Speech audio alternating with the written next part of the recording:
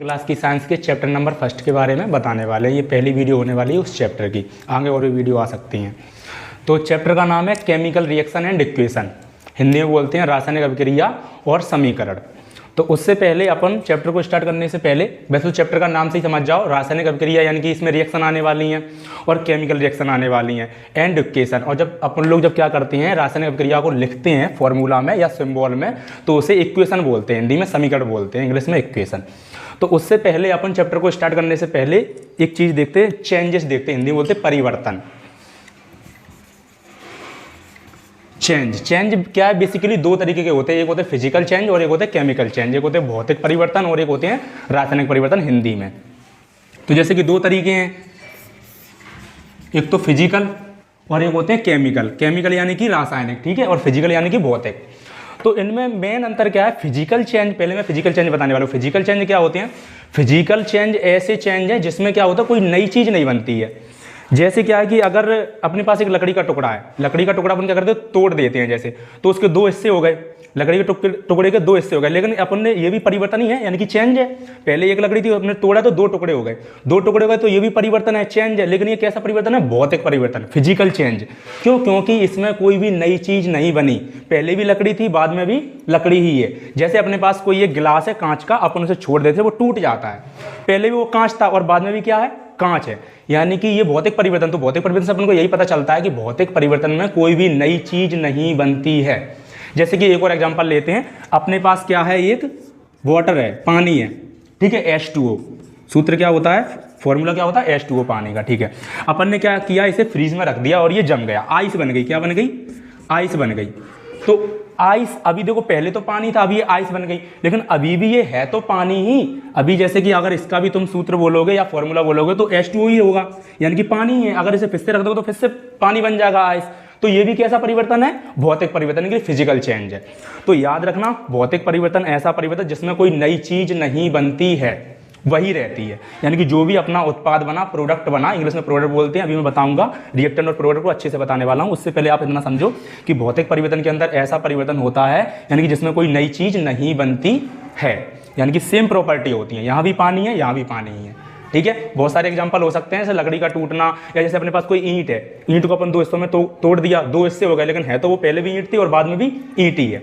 तो अब आते हैं केमिकल चेंज पे। केमिकल चेंज क्या होते हैं, देखो केमिकल चेंज में क्या होगा, कोई ना कोई नई चीज बन रही होगी, हमेशा कुछ ना कुछ नया हो रहा होगा। यानी कि जैसे अपन क्या करते हैं, कभी कभी क्या होता है, अपन दूध देती है माँ अपनी, तो होता क्या, कभी कभी दूध अपन नहीं पी पाते हैं तो रखा रह जाता है। जब रखा रह जाता है, जब सुबह अपन देखते हैं दूध खराब हो चुका है, यानी कि वो फट चुका होता है, या फिर मान लो कि दही बन गया या उसकी पनीर बन गई, कुछ भी मान लो। तो पहले तो वो दूध था, लेकिन बन क्या गया, वो पनीर या दही। तो वो चेंज कैसा हुआ, पहले दूध था लेकिन दूसरी चीज बन गई, जो अपना प्रोडक्ट मिला उसकी प्रॉपर्टी पहले जो रिएक्टेंट था, दूध था, उससे अलग है।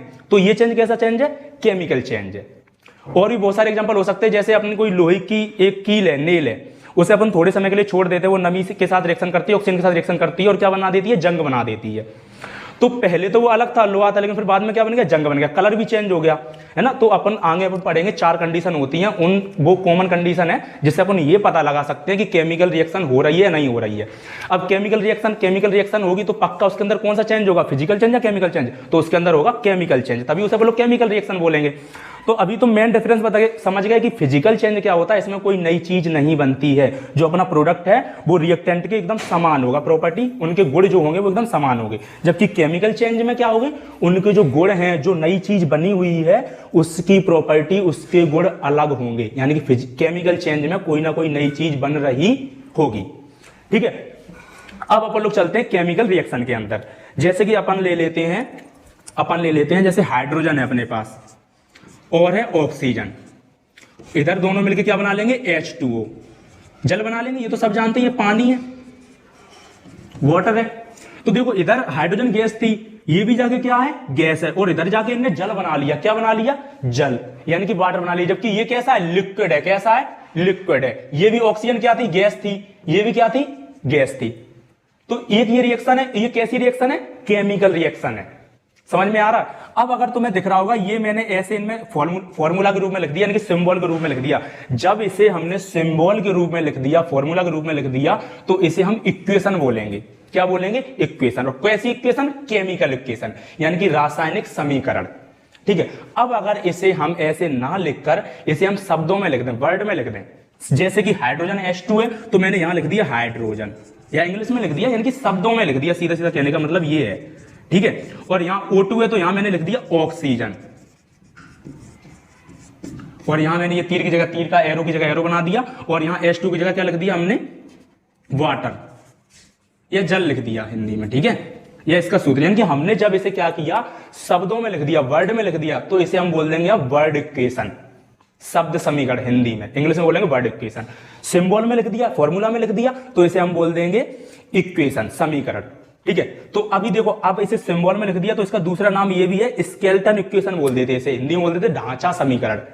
समझ रहे हैं कि नहीं? इसे वैसे भी ये ढांचा जैसा दिख रहा है ना, अपन सिंबल से बना दे रहे हैं, H2 बना दिया, O बना दिया, H2 बना दिया, तो इसे हिंदी में बोल देते ढांचा समीकरण। और ये क्या है? शब्द समीकरण। इंग्लिश में इसे बोलेंगे स्केलेटन इक्वेशन, इसे बोलेंगे वर्ड इक्वेशन। ठीक है, ये दोनों चीजें याद रखना। ये क्या है? केमिकल रिएक्शन है। केमिकल रिएक्शन के अंदर केमिकल चेंज हो रहा होगा पक्का। कंडीशन क्या क्या होती है? पहली कंडीशन अपन ने देखी कि इनकी ना स्टेट में परिवर्तन आया, चेंज इन स्टेट, स्टेट यानी कि अवस्था। देखा कि ये भी गैस थी, ये भी गैस थी, जब ये दोनों मिले तो यहां तो लिक्विड बन गया, पानी जैसा बन गया, जबकि ये तो गैसे गैसे थी। यानी कि इनके क्या आया?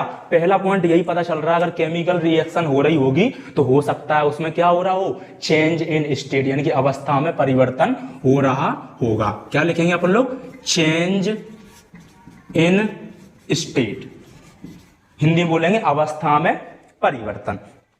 और क्या चीज होती है इसके अलावा? इसके अलावा अपना दूसरा पॉइंट आता है चेंज इन कलर।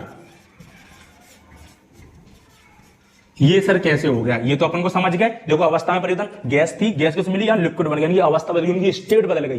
पहले गैस थी, अब पानी बन गया, तो इनके क्या हो गया? Change in state, change in colour. तुमने देखा जब अपन लोहा, जब आयरन होता है, जब आता है अपने पास तो बड़ा चमकता है, वो अच्छा दिखता है ना। उसके बाद जब अपन उसे कुछ महीनों तक के लिए छोड़ देते, वो नमी के साथ ऑक्सीजन रिएक्शन करता है और जंग बना लेता है। तो जंग बनते ही उसका कैसा कलर चेंज हो जाता है? उसका ब्राउन कलर हो जाता है। कैसा कलर हो जाता है? ब्राउन। तो यानी कि एक ये भी पॉइंट मिल गया अपन को, जब केमिकल रिएक्शन हो रही होगी तो हो सकता है उसमें क्या कलर में क्या आ जाए? चेंज आ जाए, है ना, रंग में परिवर्तन। दूसरी चीज क्या होती है? देखो, तीसरी चीज है evolution of gas. Evolution of gas क्या होती है? यानी कि उससे गैस निकल रही होगी। जैसे कि अभी आपके चैप्टर फर्स्ट में ही देखेंगे, सेकंड पेज पलटेंगे तो उसमें आपको एक रिएक्शन मिलेगी।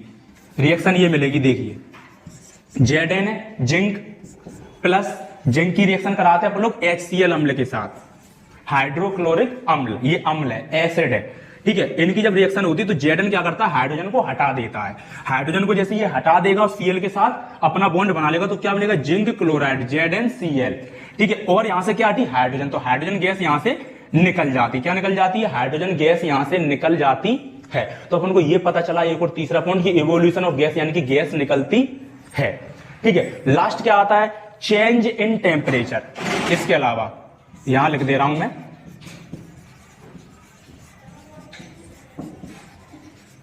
चेंज इन टेम्परेचर, यानी कि तापमान में परिवर्तन। ये कैसे होता है?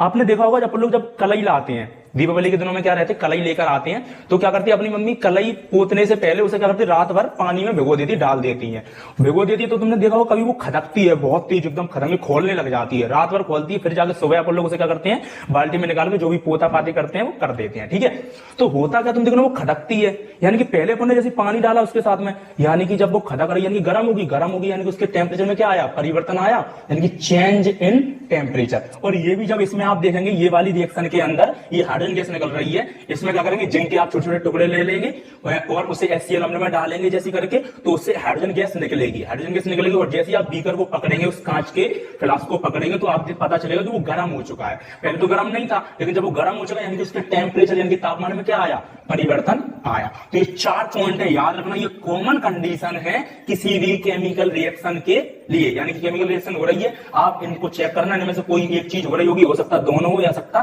चारों हो, लेकिन कम से कम एक चीज हो रही होगी, तभी तुम बता पाओगे, इससे पता कर पाओगे कि केमिकल रिएक्शन हो रही है या नहीं हो रही है। जैसे पहला क्या था, चेंज इन स्टेट, अवस्था में परिवर्तन, चेंज इन कलर यानी कि कलर परिवर्तन हो सकता है, जंग वाला बताया था अभी, और इवोल्यूशन ऑफ गैस, ये देखो गैस निकल रही है, हाइड्रोजन गैस, CO2 निकलती है, अपन कैंडल वगैरह जलाते हैं और भी चीज जलाते हैं, कोयला जलाते हैं, CO2 निकलती है गैस, यानी कि इवोल्यूशन ऑफ गैस हो सकता है ना। और क्या था, चेंज इन टेम्परेचर, टेम्परेचर यानी कि तापमान में परिवर्तन आ सकता है। ठीक है, अब अपन लोग ये इक्वेशन और ढंग से देखेंगे, अगले सेशन में अपन क्या करेंगे, अगले लेक्चर में इन इक्वेशन को देखेंगे, इन्हें बैलेंस करना सीखेंगे अच्छे से। ठीक है, अभी तक के लिए इतना ही। Thanks for watching this video. और आप क्या करें, चैनल को सब्सक्राइब कर लें, जिससे अगले जो लेक्चर आने वाले हैं उनको आपको आसानी से मिल जाएंगे, और आने वाले बेल आइकन को भी दबा दें। धन्यवाद।